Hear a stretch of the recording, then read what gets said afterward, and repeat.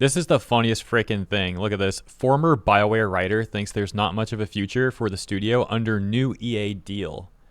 And it's like, dude, BioWare, didn't they just get gutted after Veilguard flopped? Like, I like they just had like the majority of the studio laid off. And for that matter, even way before Veilguard, for years and years now, BioWare's been going a terrible direction. It's literally like if you had a zombie suddenly like rise from the grave and then like look at you and be like, "Hey, bro, I'm kind of worried about dying." It's like, dude, you're already dead. Like, what are you talking about? That's how I feel looking at this, at these BioWare people saying this stuff about the new EA deal. And I got a whole bunch of whining modern audience devs seething about this news to show you. It's going to be very hilarious, but first, a little bit of context. We'll just take a look at the first paragraph here for the context on this news regarding EA for anyone not familiar with what just happened. And really quick, let me mention, just because I'm laughing at the modern audience crashing out, because it's always funny to see that, doesn't mean I am supporting this news. I'm not saying this is a good thing. To be quite frank, I can't even remember the last time I played an EA game, though, so I don't really particularly care about this news. I'm not excited about Saudi Arabia getting more involved with gaming, but I already view AAA gaming as a complete corporate mess anyways, so I don't see this as getting any worse. It'll probably just stay corrupt, just like it was already. But yeah, I just wanted to clear up that potential false equivalence that someone may have. Be like, oh, he's laughing at the modern audience, he must support this. Nope, just apathetic towards it, and at least getting amusement from some of the reactions over on Blue Sky, but we'll get to that in a second. So, onto the paragraph. They say, at Insider Gaming, BioWare staff worried about studio's future. Oh my gosh, dude. Now they're worried. Right, okay. On Monday, it was announced that EA is being sold to a group of investors that includes Silver Lake, the Saudi Arabia Public Investment Fund, and Jared Kushner's Affinity Partners. This deal is for roughly $55 billion and includes $20 billion in debt to be taken on by EA from JP Morgan Chase. With the company going private with the deal and taking on this new debt, it has once again seen many under the EA umbrella start to worry about what it means for the future. Oh no.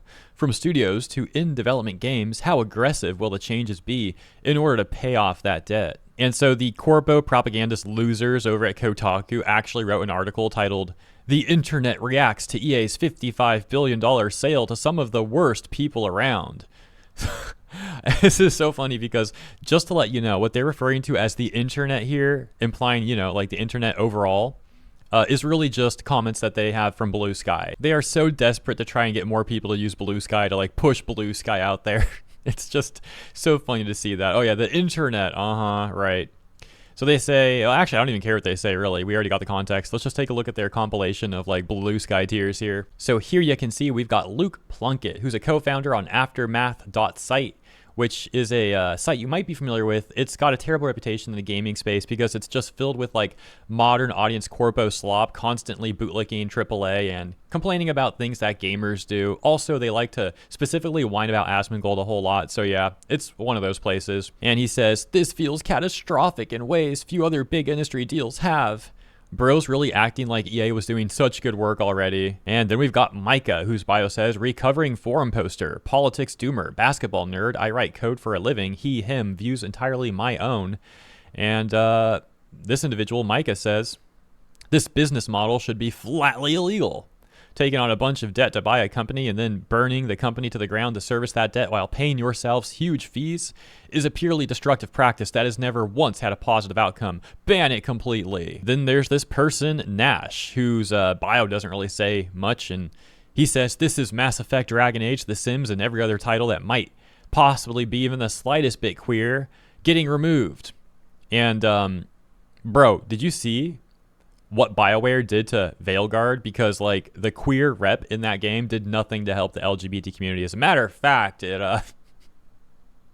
you can make a strong argument that was actually like a negative impact to the LGBT community. And anyone defending modern day BioWare and Veilguard should really be ashamed and perform a barv. Well, would you look at that? Speaking of Veilguard, we've got Trick Weeks here, who was I think like the lead writer on Veilguard actually. And Trick Weeks says, "Buyers, so your games, guns and football, yes? EA, mostly guns and football, yep. Buyers, no gay stuff, no politics we're not going to like? EA, haha, definitely not. Hey, could you give me 1 sec? I just need to shut down a studio real quick."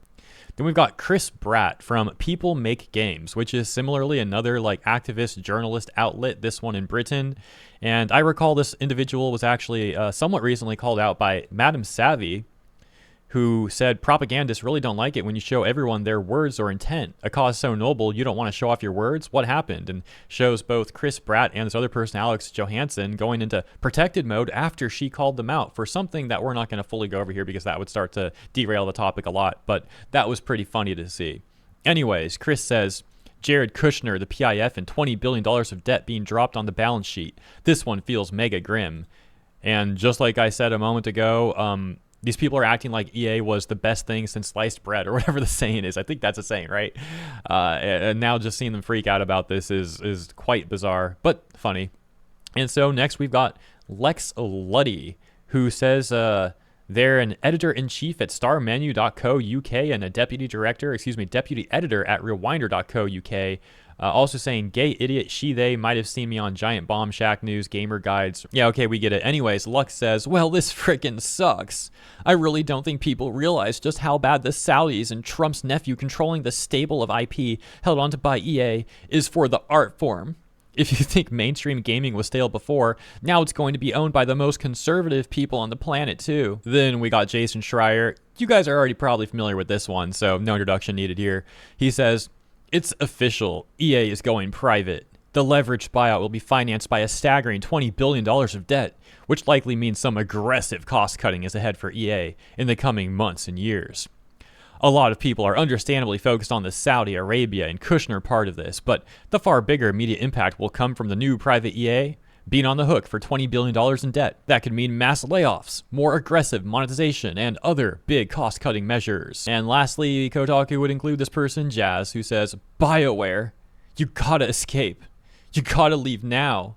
Someone please buy BioWare before EA hands it over. What the frick, dude?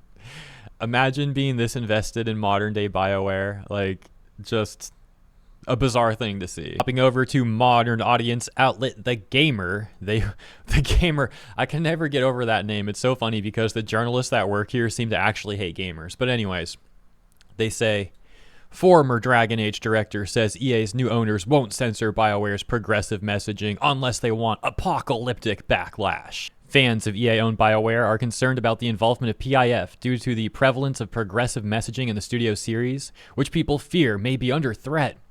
Homosexuality is illegal in Saudi Arabia, with the country's laws allowing the use of the Minecrafting penalty for individuals engaging in such acts. Yeah, they say they're concerned about that, but the exact same people have no problem supporting Overwatch, despite the fact that Blizzard sold out to Saudi Arabia's PIF, the same PIF that's now getting involved with EA.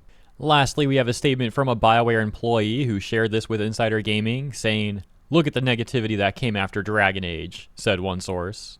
"If we felt it was only going to get worse then, you can imagine what some of us think now." Yeah, they say Dragon Age, but I think they mean Veilguard specifically. Anyways, that is the news. Let me know what you think about all that in the comments, and if you enjoyed my coverage, please consider liking and or subscribing. Appreciate you. See you in the comments here and in the next one.